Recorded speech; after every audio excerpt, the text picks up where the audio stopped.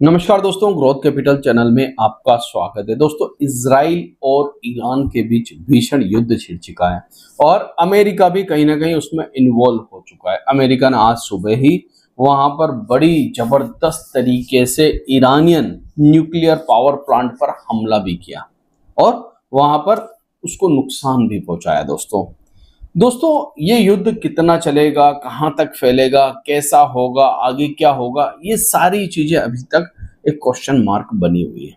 मगर आज हम डिस्कस करने वाले हैं दोस्तों अडानी ग्रुप। जी हाँ, अडानी ग्रुप की एक ऐसी कंपनी के बारे में कि अगर मान लीजिए युद्ध ज्यादा एस्केलेट होता है तो दोस्तों इस ग्रुप की पर्टिकुलर इस कंपनी को आगे चलकर नुकसान हो सकता है और वो चीजें आपको फिर आगे चलकर नतीजों में भी दिखाई दे सकती है। अब मैं ऐसा क्यों बोल रहा हूं दोस्तों, इसके पीछे की बहुत बड़ी वजह है। तो वीडियो में आगे बढ़ते हैं दोस्तों। किसी भी प्रकार से मेरी कोई स्टॉक में बाय सेल रिकमेंडेशन नहीं है। याद रखिएगा, ये वीडियो सिर्फ और सिर्फ इंफॉर्मेशन एंड एजुकेशन पर्पस के लिए बनाया जा रहा है, तो आपको यहाँ पर कोई रिकमेंडेशन नहीं है। वीडियो अच्छा लगे तो लाइक शेयर सब्सक्राइब और टेलीग्राम का लिंक डिस्क्रिप्शन बॉक्स में है। दोस्तों बात करते हैं, कंप्यूटर स्क्रीन पर चलते हैं। कंपनी का नाम है अडानी पोर्ट। अब इस कंपनी को क्यों डैमेज हो सकता है, इसके पीछे की वजह क्या है? देखिए, वजह एक ही है, वह है युद्ध।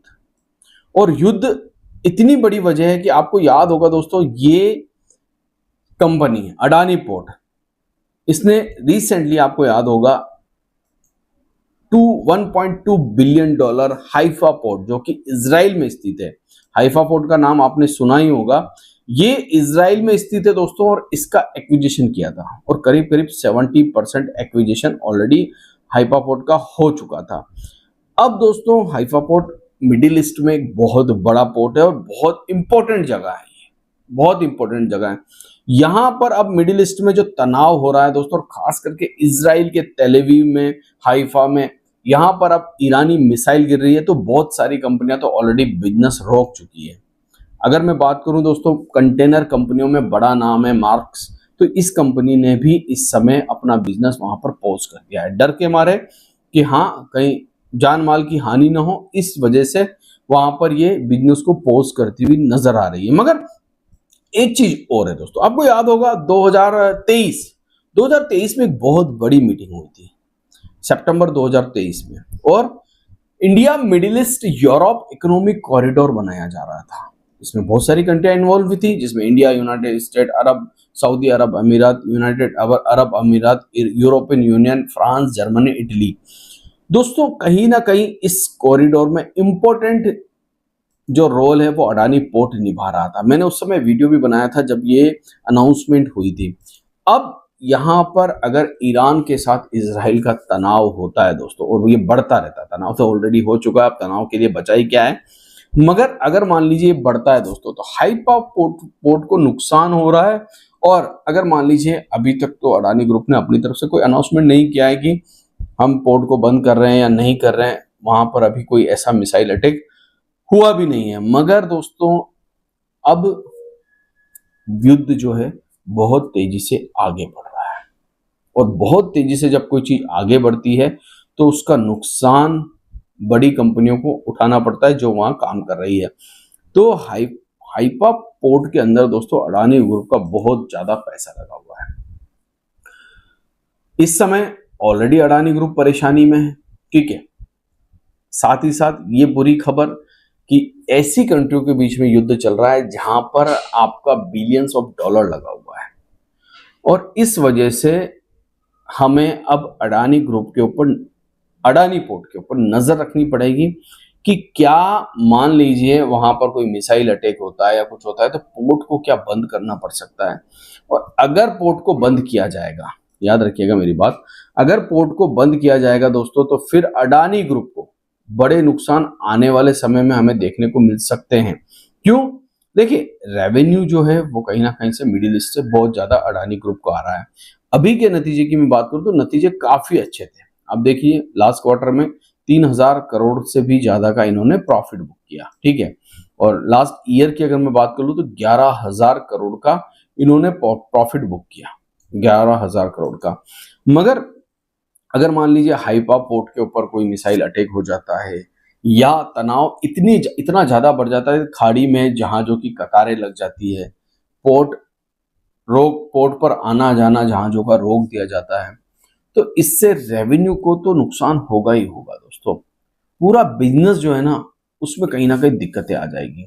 और अभी ईरान कह रहा है कि जहां से सबसे ज्यादा क्रूड जिस जगह से निकलता है, हम उसको भी रोक सकते हैं। हालांकि मुझे नाम इस समय याद नहीं आ रहा है, कमेंट बॉक्स में आप लिख के बताइएगा। तो वहां पर भी अडानी ग्रुप का बहुत ज्यादा वर्क है। तो इस समय मुझे लगता है लॉजिस्टिक कंपनियां, अडानी ग्रुप ही नहीं दोस्तों, अडानी ग्रुप का तो हाइफा पोर्ट में बहुत ज्यादा निवेश है, इसलिए मैं बात कर रहा हूं, मगर लॉजिस्टिक कंपनियों में इस समय आपको बड़ी उतार चढ़ाव देखने को मिल सकते हैं। क्योंकि जितना भी मिडिल ईस्ट से दोस्तों माल निकलता है, वो कहीं ना कहीं ईरान के रास्ते, ईरान एक इंपॉर्टेंट जगह पर स्थित है दोस्तों, तो ईरान के रास्ते ये सारी चीजें वहां पर हमें होती हुई भी नजर आती है।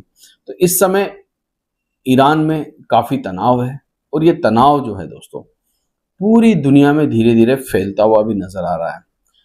बिजनेस के प्रोस्पेक्टिव से अगर मैं देखूं दोस्तों, तो सबसे ज्यादा क्रूड ऑयल के ऊपर इसका सबसे ज्यादा इस समय असर पड़ता हुआ हमें नजर आएगा। क्रिप्टो तो खैर आज से ही आपको असर दिखाना शुरू कर चुकी है, मगर अगर क्रूड का प्राइस भी बढ़ता है तो इससे सारी चीजें डगमगा जाएगी, अस्थिरता आ जाएगी दोस्तों। तो अभी सबसे पहले हमें ये देखना होगा कि अडानी ग्रुप की तरफ से क्या बयान आता है हाइफा पोर्ट को लेकर, इजराइल की तरफ से क्या बयान आता है हाइफा पोर्ट को लेकर, और पोर्ट कब तक बचा रह सकता है। सबसे बड़ी बात है कि ईरान की तरफ से अगर कोई भी बड़ा हमला हाइफा पोर्ट की तरफ होता है तो कितना नुकसान होता है वहां पर, पर्टिकुलर जो है ट्रैफिक आएगा नहीं आएगा, ट्रैफिक लोड होगा अनलोड होगा, वहां से गतिविधियां चलेगी या नहीं चलेगी, ये सारी चीजें अब क्वेश्चन मार्क बनकर थोड़ी सी अटक चुकी है, रुक चुकी है। अभी तक इजराइल की तरफ से, ना अडानी ग्रुप की तरफ से, ना ईरान तो छोड़ दीजिए, दोनों की तरफ से कोई पर्टिकुलर हाइफा पोर्ट को लेकर ऐसी न्यूज नहीं है कि वहां पर कोई अटैक हुआ है नहीं। मगर अगर मान लीजिए युद्ध बढ़ेगा दोस्तों, तो फिर न्यूज आने में समय कितना लगेगा। अभी आपने देखा अमेरिका 15 दिन का टाइम बोल रहा था, 15 दिन का काम 2 दिन में कर दिया उसने। तो यहां पर किसी के ऊपर विश्वास किया नहीं जा सकता। रिसेंटली हमने देखा आज अमेरिका के हमले के बाद अभी एक खबर निकल के आ रही, 100 से ज्यादा मिसाइलें तेल अवीव की तरफ ईरान ने दाग दी दोस्तों, और काफी नुकसान हाइफा और तेल अवीव को हुआ है। अब हाइफा सिटी को नुकसान हुआ है, तो क्या पोर्ट को हुआ है या नहीं हुआ है, ऐसा पर्टिकुलर मीडिया में अभी तक मैंने नहीं देखा है कि पोर्ट को कोई नुकसान हुआ है। अगर कोई अपडेट होगा तो मैं टेलीग्राम ग्रुप पर जरूर डालूंगा। तो टेलीग्राम का लिंक मैंने डिस्क्रिप्शन बॉक्स में दे रखा है, वहां जाकर आप जुड़ सकते हैं ताकि आप तक खबरें समय पर पहुंच सके। आशा करता हूँ वीडियो आपको अच्छा लगा होगा, अच्छा लगा है तो like share subscribe. Thank you.